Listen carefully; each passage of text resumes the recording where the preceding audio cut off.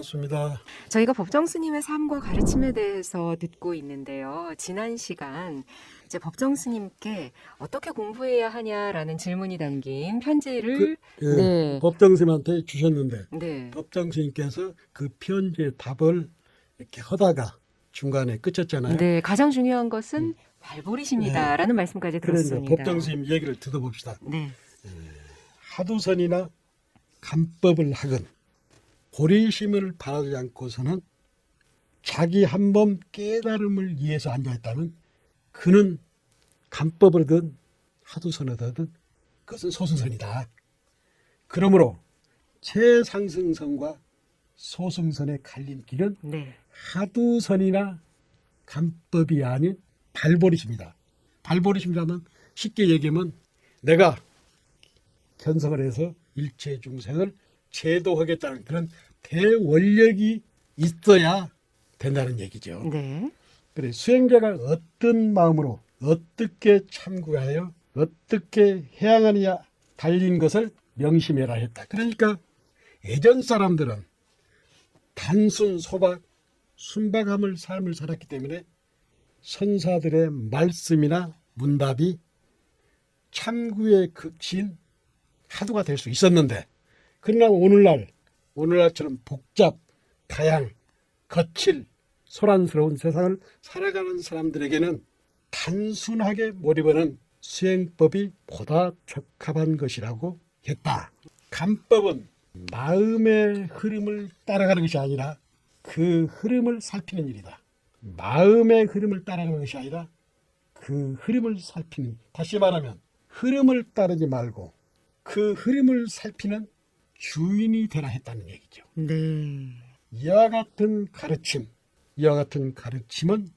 염초경에서 부처님께서 친히 말씀을 했다고 법정스님이 말합니다. 선법은 처음으로 중국에 전한 달마스님께서는 간심일법, 총섭재행, 마음을 살피는 이 한 가지 일이 삶 전체를 이끌게 된다 했다. 이렇게 말씀을 하셨어요. 네. 역사적으로 볼 때 달마 스님께서 간법을 몸소 닦고 가르쳤잖아요. 그때는 하두선이 나오기 이전이잖아요. 네. 그래서 달마 스님께서 하두선을 닦지 않았다고 해서 그를 소승선자로 치면서 최상승법을 체험하지 못했다고 할 수 있겠느냐? 그렇잖아요. 부처님과 옛 조사들은 본래 성불이라고 했다. 우리가 애써 정진하는 것은 깨닫기 위해서가 아니라 본래 깨달음을 드러내기 위해서라고 하겠다. 이를 본증 묘사라고 했다. 왜냐하면 닦지 않으면 더럽혀지기 때문이다. 깨닫기 위해서 닦는 것과 깨달음을 드러내기 위해서 정진한다는 입장은 그 방향이 아주 다르다. 네. 그 어떤 말씀에도 속지 말고 몸소 체험하고 스스로 확인하면서 그윽한 삼매꽃을 피우기를 바란다 했다. 이러면서 이제 결국에는 간법이니 하두선이 중요한 것이 아니라 결론은 발버리심이 돼야 한다. 무상을 느끼고 발버리심이 돼야 이 하두나 간법에 들어갈 수가 있다는 법정스님 말씀입니다. 특히나 깨닫기 위해 정진하는 것과 깨달음을 드러내기 위해 정진하는 것은 다르다라는 본래 말씀. 성불이잖아요. 본래 성불. 그 그렇습니다, 깨달음을 스님. 드러내기 위해서 깨닫지 않으면 더럽혀지니까. 네네. 그것도 강조하셨죠. 그 말씀까지 이제 듣고요. 계속해서 제가 또 이제 여쭤보고 싶은 것이 법정 스님께서 젊은 시절 불교사전 편찬을 비롯해서 부처님의 가르침을 참 쉽고 대중적으로 전하셨는데요. 그 인연의 시작을 어디로 가야 그렇죠. 할까요? 인연의 시작은 결국에는 운어 스님과 만남이죠. 예.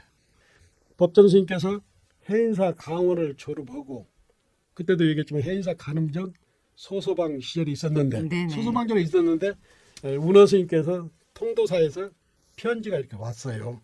마침 불교 사전을 만드는데 시주보살이 나타났다고 통도사에서 같이 이 불교 사전을 만드는데 동참할 수 있냐고 이렇게 편지가.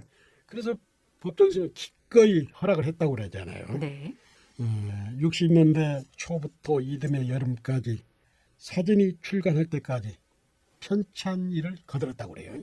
4.19와 5.16을 통도사에서 함께 했다고 그래요.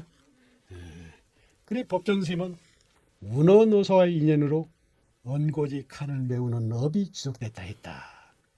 그때 이제 운어 스님께서는 동국대학교 역경원장이 되자 취임하잖아요. 네. 그러기 때문에 운어 스님이 다시 부른 거예요. 그때 산을 떠나 법정스님 산을 떠나 봉은사 달해원 거주하면서 군사 독재 격동기를 함께했다. 장준하 함석헌 선생을 가까이 하면서 민주수호 국민협의회 유신철폐 개헌운동에 동참을 하기 시작했어요. 네네.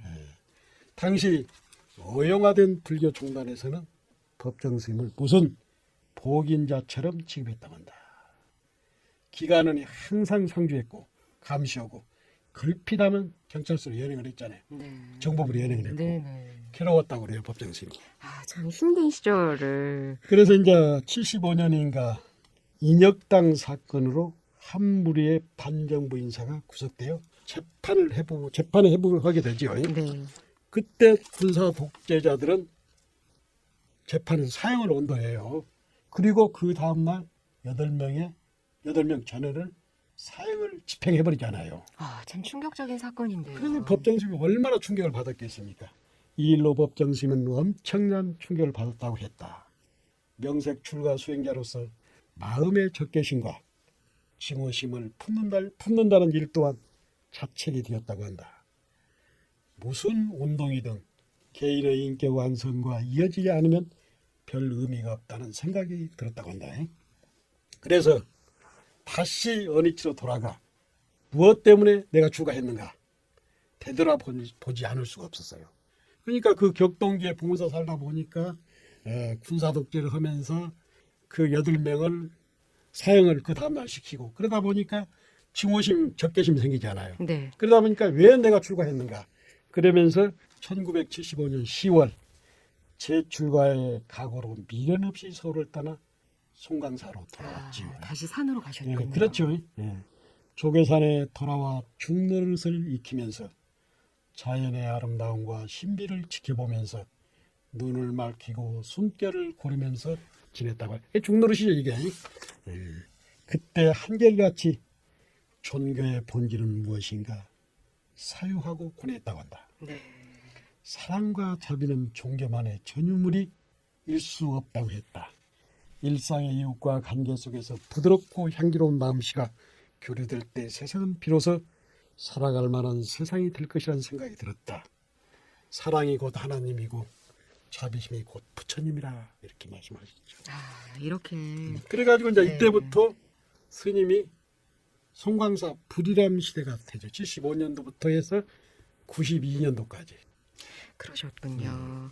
이 법정 스님께서 좀 귀감으로 삼아야 한다고 말씀 주셨던 분들이 계시죠. 그래서 이제 제가 그 책에는 이제 그 성공 스님하고 시봉 스님, 저도 뭐 개인적으로도 이렇게 인연이 있는 분들인데, 네. 먼저 그 치봉 스님에 대해서 법정 스님 말씀을 이제 들어보면 이 치봉 스님은 그 송강사의 주지를 1940년도 후반부터 70년대까지 3번 했어요. 그러셨군요. 그리고 또 치봉 스님은 당시에 그 일본 임제대학을 졸업하셨어요. 그랬는데 그때 당시는 그 송강사도 비구 대처가 이렇게 정하전이니까. 그런데 대처승 쪽에 대표가 치봉 스님이었어요. 그러나 치봉 스님이라든가 그 성공 스님은 결혼을 안 했습니다. 그런데 다른 데는 다른 사찰은 불교 정화가 일어나면서 굉장히 대립이 심했잖아요. 비구와 대처가 심했는데 치봉 스님이 송광산 앞장서서 구산 스님이나 효봉 스님을 이런 분들이 오셔가지고 도조 스님의 수행 가풍이 송강사에서 만들어진다 하면서 대환영을 한 거예요. 네. 그러니까 송강사만이 그런 대처 비구에 잡음이 없었어요. 그런데 이제 그 치봉 스님은 굉장히 그 대단했던 분이 뭐냐면 만년에 넌닝사츠 하나하고 승복 한 번을 가지고 살았어요. 그러니까 시자들이 빨래를 이렇게 할 때면 옷을 할딱 벗고 골방에 계시다가 빨래가 끝나면 그거 입고 나오시고 이렇게 했어요. 정말 단벌로. 단벌로. 그리고 주지할 때도 예를 들어서 주지할 때 여비를 사중에 드리잖아요. 드리면 꼭 그것을 쓰고 남으면 단돈 10원이라도 다시 사중에 돌려주고. 그리고 이건 이제 책에는 안 나오는 얘기인데 정말 청빈하셨군요. 그 상자들을 쉽게 말해서 상자들 얘기를 듣어보면은 그 송광사에 불이 안 들어왔을 때도 사중의 기름과 그 개인 기름이 호롱불이 달랐다고 그래요. 그리고 9시 넘어서 책을 본다든가 뭘 할 때는 사중에 호롱불을 끄고 개인이 사온 그걸 호롱불을 켰다고 그래요. 예를 들어서 감기가 걸렸을 때 약을 다릴 때도 언주실에서 생강 한 뿌리 가져오면은 이건 사중에서 가졌잖아요. 그러면 시장에 가서 사가지고 다시 채워놓으시고. 그러니까 공사가 굉장히 분명하고 개울이 청정하고 오늘의 송광사를 복원하는데 치봉 스님의 신신과 원력 또 구사스님을 모시는데 일가견을 하셨다고 그래요. 네, 스님 오늘 이 법정 스님께서 귀감으로 삼아야 한다고 책에서 말씀하신 분들 중에서 치봉로 스님에 대한 말씀까지 청하도록 하겠습니다. 이 법정 스님에 대한 말씀을 듣다 보니까 참 마음이 이렇게 좀 정갈해진다 할까요? 네, 그런 느낌을 받았습니다. 지금까지 지대방 산책 선원일기의 저자이자 서울 상도동 보문사 주지로 계시는 지범 스님의 말씀 청했습니다. 스님 감사합니다. 다음에 뵙도록 하겠습니다. 이 영상이 좋으셨다면 좋아요, 구독, 알림 설정까지 부탁드립니다.